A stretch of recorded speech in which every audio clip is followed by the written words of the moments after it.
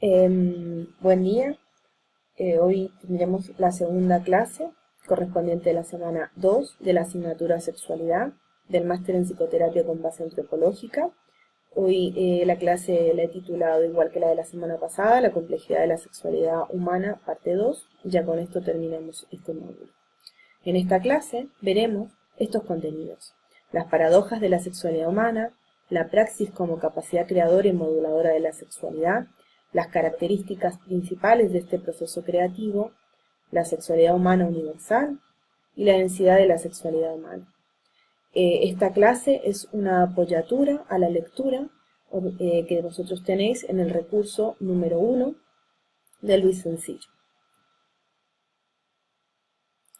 Retomamos un poquito de la clase anterior.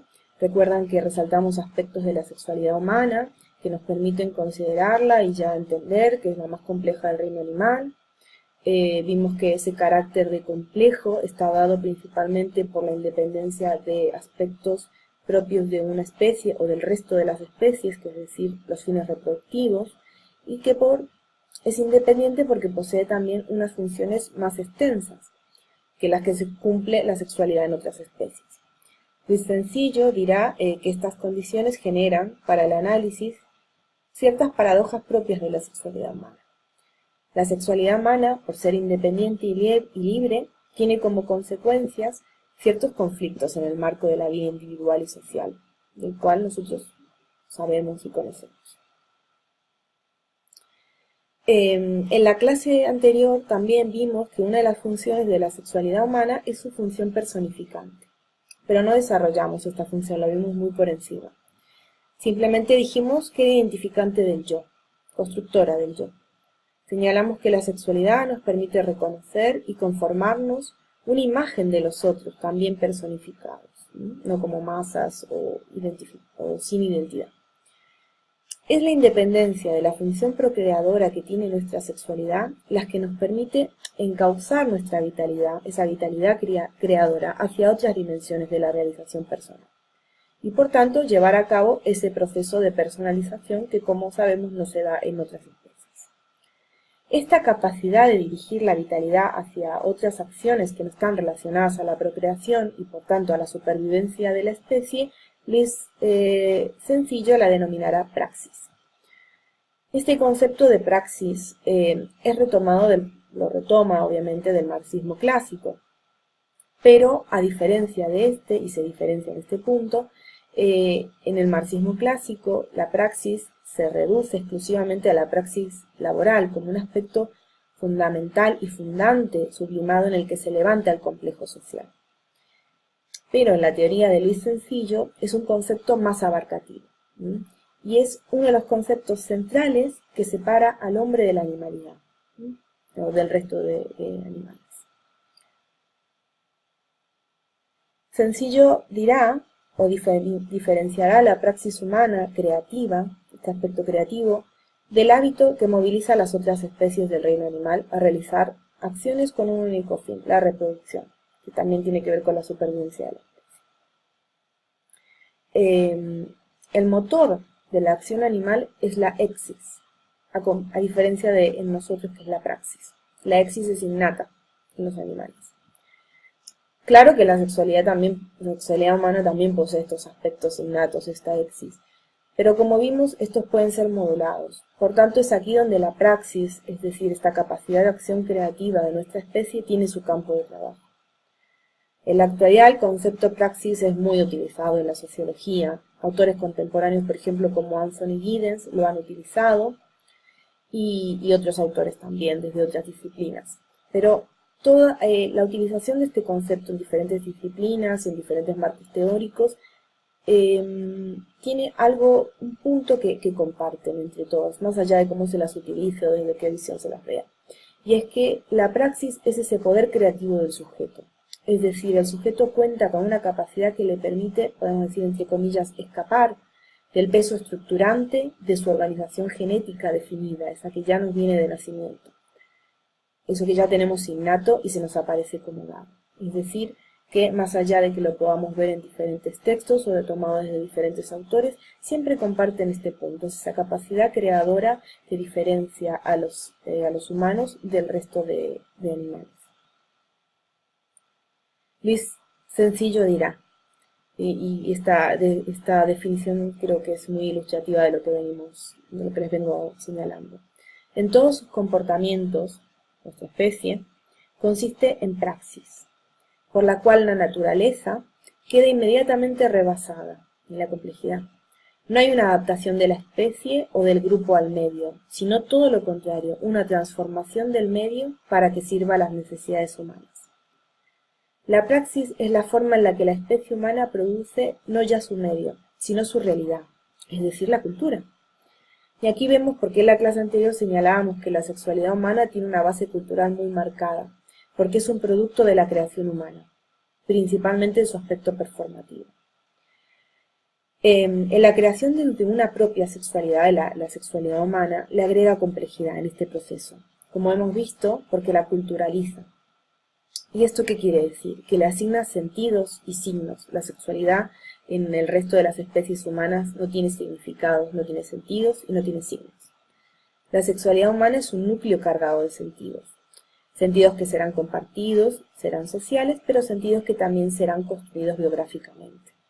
Como sabemos, estos muchas veces entran en conflicto, los sentidos compartidos, los sentidos sociales sobre la sexualidad humana y los sentidos que generamos biográficamente en nuestra propia historia. Y es un aspecto importante para entender la conflictividad que sabemos genera la sexualidad humana. Dentro de estos sentidos, productos de la creatividad permitida en nuestra sexualidad, esta praxis, está la adherencia de la afectividad, en forma de amor. Pero este punto lo desarrollaremos en profundidad en la clase y los contenidos de la semana 3. También recordáis, en la clase anterior presentamos el concepto sobre sexualidad de Luis Sencillo como una unidad dinámica transpersonal. En este punto creo que ya podemos comprenderlo mejor. La sexualidad como creación de la praxis humana a la que se debe significar, es decir, asignarle un significado, ya que está desprovisto de él, porque se aleja de la función innata. La sexualidad, la sexualidad humana, al no responder únicamente a la función de reproducción y de goce egocéntrico, está carente de sentido para nosotros. Es por tanto que vivimos en una continua dialéctica entre estos dos aspectos. Por un lado, como una cuestión innata, la sexualidad es una cuestión innata, que nos viene y es similar a otras especies, pero por otro lado debemos entenderla y asignarle sentido como producto humano, porque se diferencia del resto de las sexualidades. Para otras especies que no son la humana, esto es imposible. Un desdoblamiento entre el sexo biológico y una identidad sexual que se define más por sus sentidos sociales, por su significado, es impensable. Sin embargo, en nuestra especie es posible y además es un potencial generador de tensiones y conflictividad. Observemos este gráfico, ¿no? Que sintetiza, en algún punto esquematiza, la complejidad de la sexualidad humana, principalmente porque, como venimos diciendo, confluyen en ella diferentes componentes de la dimensión humana que genera tensiones particulares en nuestra especie, particulares solamente en nuestra especie. Vemos cómo el eje central es, por un lado, esta tensión entre la función reproductora, que sí todavía existe, pero también como una opción personal, la libertad. Y alrededor vemos todo el resto de aspectos que venimos trabajando hasta ahora. Por lo tanto, como con todo lo que hemos visto hasta aquí, en la clase también anterior, podemos ir ya pensando una nueva definición de sexualidad que se aleja un poquito más de una respuesta de necesidades fisiológicas o más asociadas a la función reproductora, y podemos decir, y como hemos visto, que la sexualidad humana es compleja, es inespecífica, es independiente, es un producto creativo, tiene muchas funciones, por lo tanto es multifunción, es densa, es dialéctica, genera tensiones y es interactiva. O podemos resumirlo a una afirmación englobadora de esta visión de sexualidad que estamos desarrollando. No existe una sexualidad humana general para toda nuestra especie.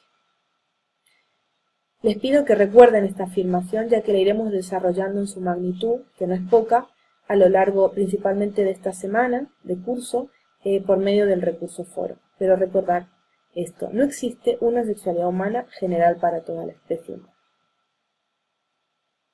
Y ahora, para concluir la clase y un poco este módulo, que como habéis visto se ha centrado en deconstruir el concepto de sexualidad para aprender, con la H en el medio, la visión integradora que de ella nos ofrece Luis Sencillo. Es por eso que, bueno, yo creo que ya aquí podemos introducir la definición, quizá la más esquemática que ha presentado en sus obras sobre sexualidad, para que la utilicéis y reflexionéis sobre ella y la tengáis como referencia.